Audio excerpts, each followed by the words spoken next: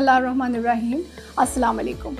I'm Dr. Ukasha Anjum, the head of Department of Physical Therapy and Rehabilitation Sciences at Indus University. Since you all know, 2020 onwards has not been easy for everyone around the world.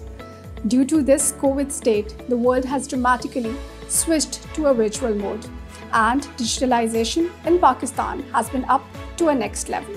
Indus University has been striving very well for not letting the learning process slow down. We have been successfully completing our online sessions. The whole online era made us realize that for the practical sessions, we need some tutorials.